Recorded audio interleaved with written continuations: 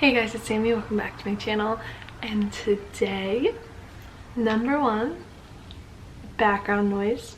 Sorry, we are back at college.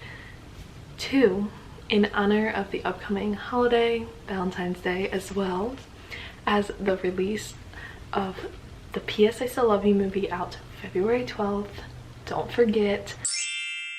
Today I'm going to be recommending some YA contemporary romances because I have tons of recommendations and I know that you might not all watch all of my videos, so you might not get all the recommendations I give because I give a lot in this category, but I'd love to have just them all in one place so you guys can check out some of my favorites of all time. So before we get into it, I really just want to start off by saying, like, what do I classify a YA contemporary romance? Mainly I define it as the main plot of the book centers around two people falling in love. So while The Poetics by Elizabeth Acevedo has a romance in it, that is not the main plot point in the book to me. It's about discovering yourself. It's about slam poetry. It's about growing up as a black girl in Harlem. Romance is not the main plot point, while there is a romance. Same with The Astonishing Color of After by Emily X. Arpan. Once again, has a romance in it, but it's about grief and suicide and a lot of other dark shit. So I would not classify it as a YA contemporary romance. But some of the books I'm going to show you today still deal with stuff, but it's definitely not in the forefront compared to the romance that is the story. So I'm going to be sharing 7 books today that I would recommend highly. Like I said, if you watch a lot of my videos, you might already know what I'm going to be talking about, but it's fine. And I'm kind of going to split them up by more serious to more lighthearted, like completely lighthearted, just so you have like a jumping off point of what to expect, even though I am going to give synopses and a little description of what I love so much about the book. Without further ado, let's get into it. So to start things off, I'm going to start off with probably the one that I would consider the most hard-hitting, and that is The Impossibility of Us by Katie Upperman. This is a story of a girl who is moving to a seaside town to help with her aunt after her uncle has passed away in the war. And so she moves to this town and she's helping her aunt. She's trying to find her place in this new town. She's gonna be starting school there in the fall, and she meets and starts to fall in love with this boy, except that the boy is Afghan and her family has a lot of prejudice against him. This book is definitely the most serious, I'd say, out of all of the ones I'm going to recommend today, but I believe the romance first and forefront was amazing, spectacularly done.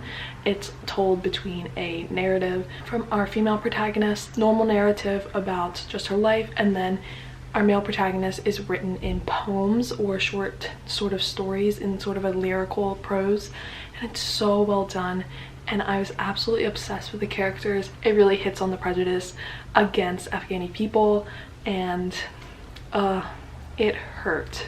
It hurt me a lot, but it was still fantastic. I would highly recommend. Next up, I have a pretty hard-hitting one as well that is a little older, and that is The Sun Is Also a Star by Nicola Yoon. This tells the story of these two people that meet and fall in love in one day in New York City, but the catch is our main female protagonist is going to be deported the same day. And it is, you know, I say it and I'm like, okay, one day.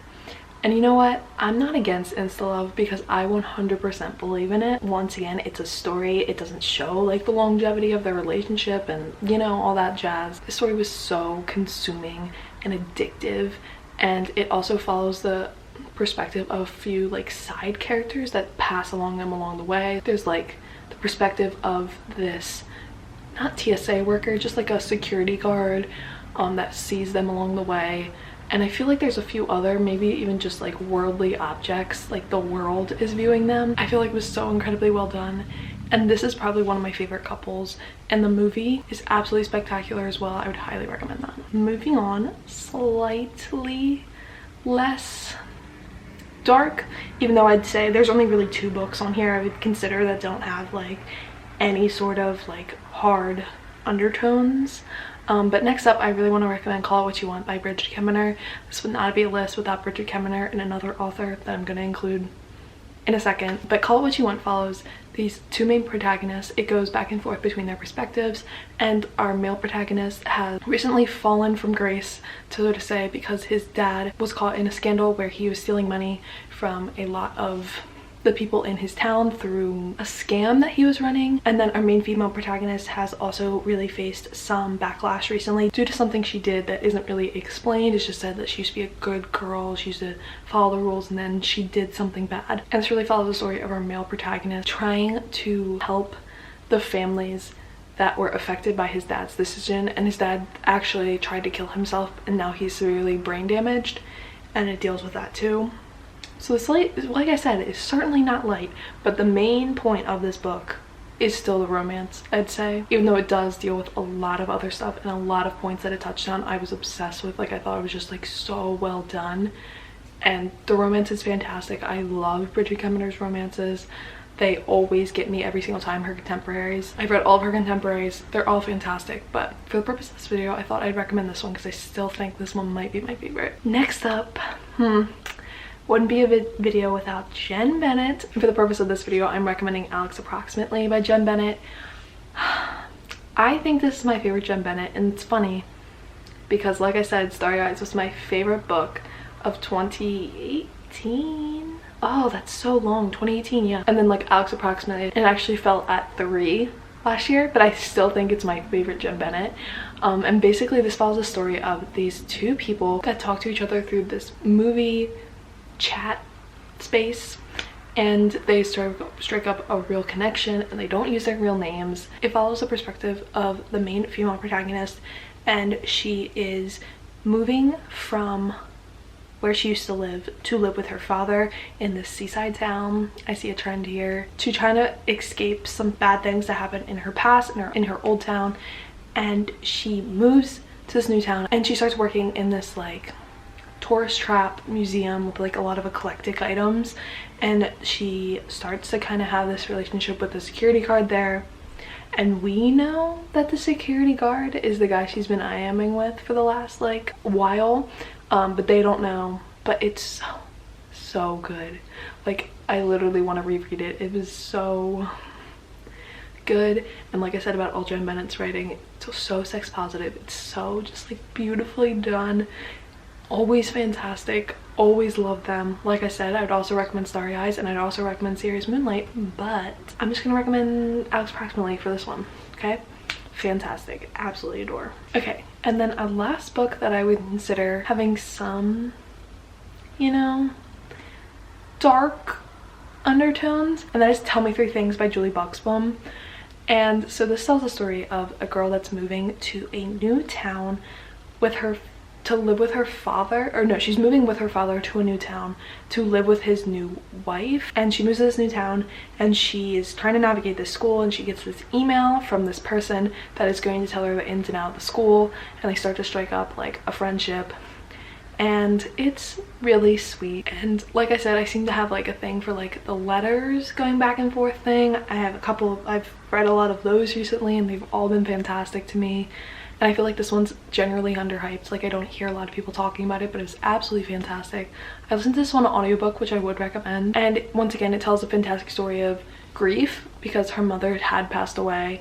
And then it also tells a story of just like dealing with these new environments, especially like a new mother figure in your life. So good. So good. And then if you're looking for pure fluff romance, like I quite like a lot, okay, I'm not gonna lie here, then I have two recommendations for you guys. First, The Fill-In Boyfriend by Casey West. Complete fluff, okay?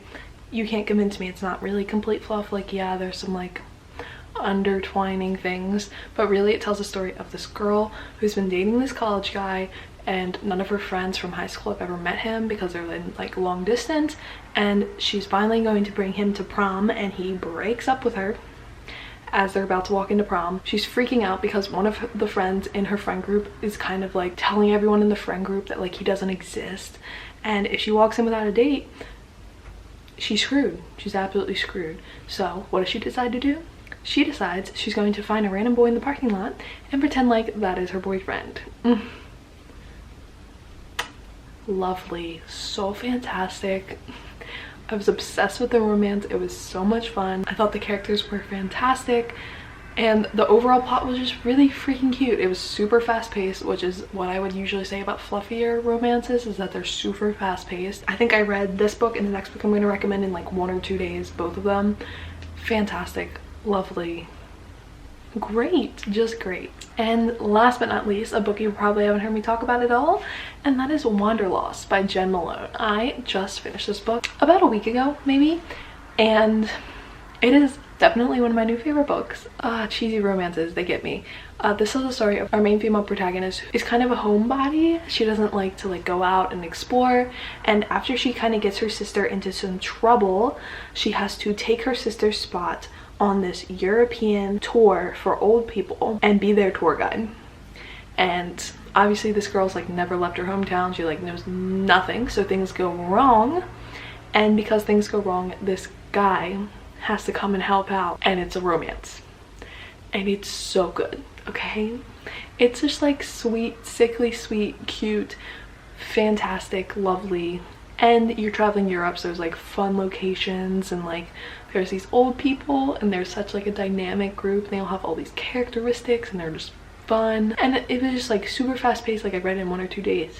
I like devoured it. I was so obsessed, and it's like kind of sad. Like there's some sad parts, but like overall really, really, really sweet. And if you just hit that sweet factor for me, it's gonna be a 5-star every time. I know it's like kind of stupid, but it's fine. So with that said, those are the 7 books I highly, highly, highly recommend if you want to read YA contemporary romance. I hope you enjoyed this video.